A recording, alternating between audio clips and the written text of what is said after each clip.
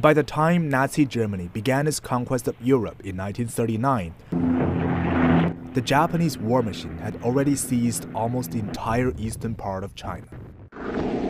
But inside the vast Japanese-occupied areas, the communist forces, divided into a small group of guerrillas, continued their campaign of resistance no matter the cost.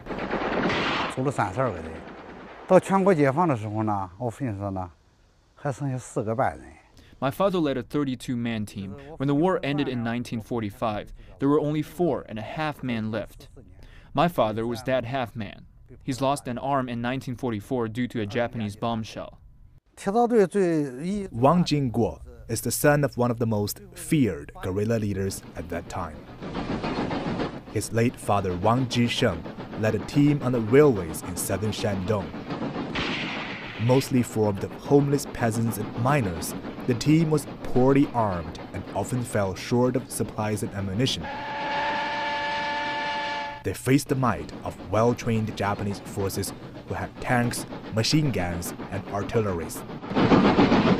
Now, this railroad, crisscrossing through eastern China, used to be a crucial supply line for the Japanese army to sustain their war in Asia-Pacific. These yellow compounds, which used to be the Japanese warehouse, are still in use today. This is exactly the place the railroad guerrilla caused some major damage to the Japanese invasion. Along the railway, the resistance against Japan's occupation is still evident today. This building was used by a Japanese intelligence agency under the disguise of a foreign bank. Wang says that in 1941, his father successfully stormed the agency twice, killing all the Japanese soldiers inside both times.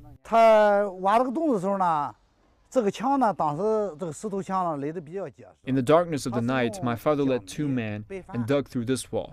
They shot the sleeping soldiers with guns they had stolen earlier from Japanese trains passing by. The 2 successful missions forced Japan to move the intelligence agency onto their barracks, which significantly weakened their intelligence collecting ability in this area.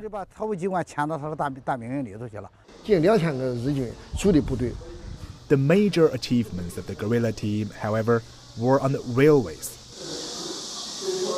Pan Fu-an is director of a museum dedicated to the campaign of resistance. The 80-year-old local resident witnessed the war. He has built a privately owned museum collecting detailed evidence of Japan's aggression. The actions of the railway guerrillas are a major focus of his research.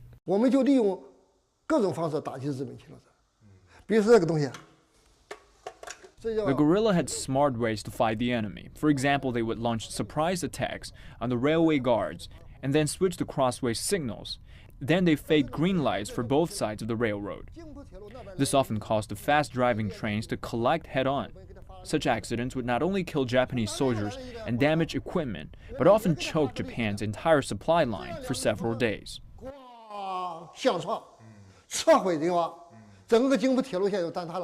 Such victories triggered brutal reprisals from the Japanese forces. Unable to tell the guerrillas apart from civilians, the Japanese troops carried out a policy of kill all, loot all, and burn all in nearby villages, creating no man's zones.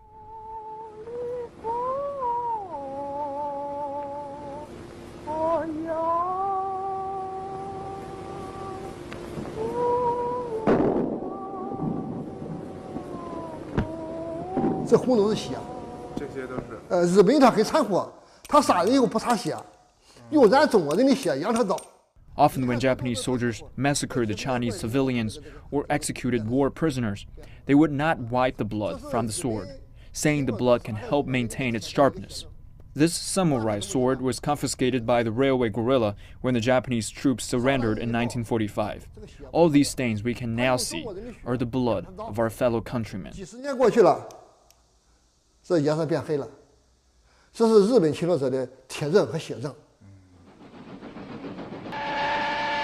But instead of stamping out resistance, the brutality spurred more Chinese to join the guerrilla faction and protect their families. By 1944, communist strongholds like the site of the railway guerrillas were spreading all over the occupied areas.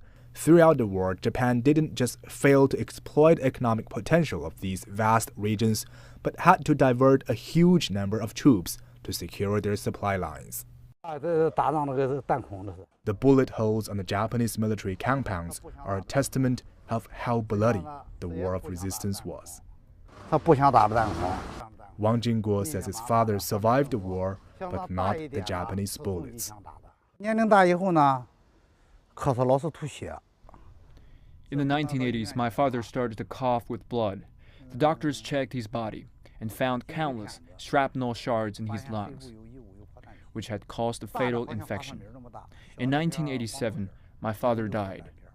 The combat killed him eventually.